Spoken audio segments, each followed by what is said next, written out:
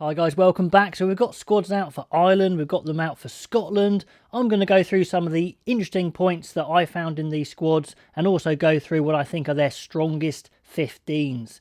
So let's get stuck into it. Ireland have a 38-man squad for 3 games. Start with Japan, then probably the biggie in the middle, New Zealand. Well, not probably, definitely. And then Argentina to finish with. It's a nice series. Japan certainly will be that warm-up to New Zealand, although Japan are very dangerous. And I think they're going to play a fairly strong side throughout. Sure, they're going to look for chances to experiment with new players a bit, but if they're really serious about taking on New Zealand, they're probably going to have to take Japan fairly seriously with a team that's going to be close to what they think they're going to need against New Zealand. And then maybe they'll mix it up against Argentina at the end. The big headline, Simon Zebo is back, and fantastic news. Everyone loves Zebo and it's great. He's still playing fantastically well. I think it's like 31 at the moment. He could make it to the World Cup in 2023 for sure. It's just a bit of a shame he wasn't in that squad for that 2019 World Cup. But he wasn't playing in Ireland at the time, so it's understandable if a little bit annoying. But I've got to let that one go. He's back. Only 2 uncapped players in Kieran Frawley and Dan Sheehan. Now, Sheehan is a really exciting hooker. I like him a lot, and it could well be Kelleher and him as the 1 and 2 going forward fairly shortly. Incredibly athletic, both of these guys. Really exciting modern hookers. Frawley, are they going to use him as a second playmaker? I would like to see that, and that would really change the way that Ireland play. When Farrell took over, I thought maybe they'd go a bit more expansive, a bit quicker, and they didn't. They, went to the basics. So maybe with some of these selections like Zebo, like Frawley, they will start playing a bit more rugby. I'd like to see that for sure. But of course, they've got to play to their strengths as well. But with some new fly halves coming in, you think that may well happen. Anyway, even though there's only 2 new caps, there are 6 very new players that we only saw in the summer. Balakoon, the winger, he's very exciting. Really good attacker. Maybe some defensive questions he'll need to answer, but hopefully he'll have a chance to do that at some point.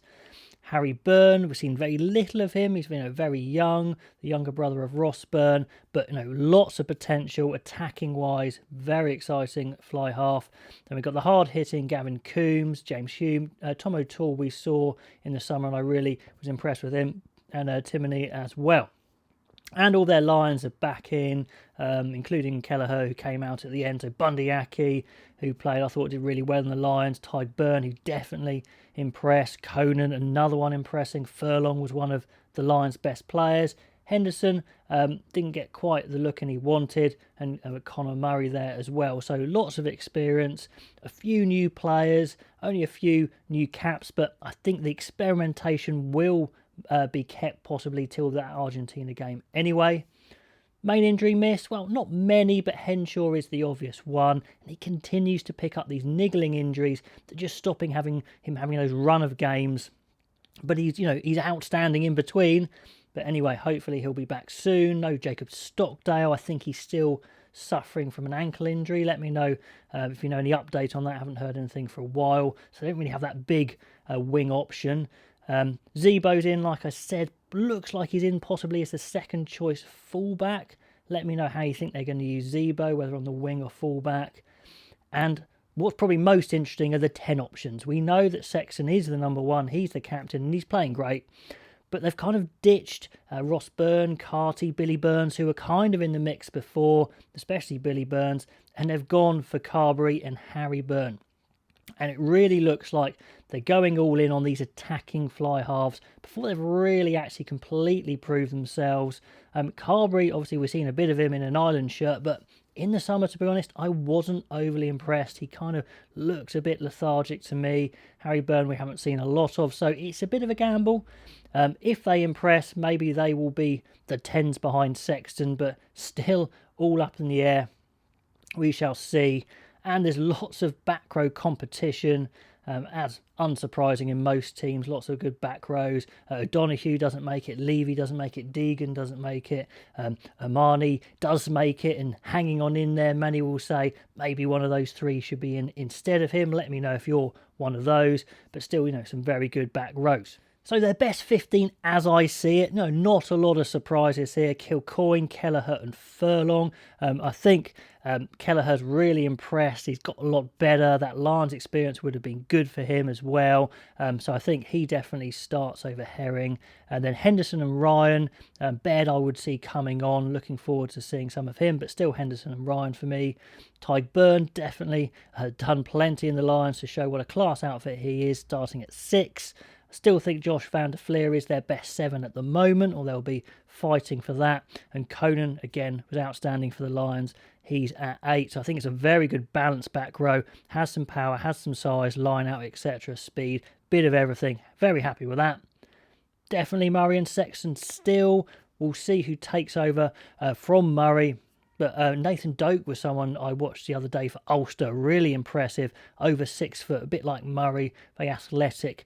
9, not the same as Casey or Gibson Park, but Casey and Gibson Park will be certainly snapping at Murray's heels. In the centres, Aki and Ringrose is pretty obvious for the moment, first choice. But like I said, will they go for maybe a second playmaker like Frawley at some point against Argentina? On the wings, I would have Zebo straight in. I'll keep Keenan at 15. I think he's done nothing wrong. Real class operator. But I want Zebo in there. He makes stuff happen. And then the experienced Keith Earls on the other wing. But maybe that spot's a little bit open for debate. Anyway, guys, let me know what you think of the squad. Who's interesting in that squad? Who do you want to see lots of getting some good game time? And then what best 15 would you go for? So let's have a look at the Scotland squad. It's massive, 42 men, but they do have 4 games. But 12 uncapped players. Scotland are good at spreading the net, looking at lots of different options. They know they've got a small pool to select from, so they do like to have a look at everyone. Will they all play? I don't think so. But they do have 4 games, like I say. Maybe it's that Tonga game that is going to be the experimental game. We shall see. Not too many big names dropping out. Potentially Sean Maitland would be one. Maybe they think his time is gone. He's just that bit too old. James Lang we don't see. No Ben Vellacott at scrum half. I thought he would be in. He looked really, really impressive. Looks ready for internationals, but not him.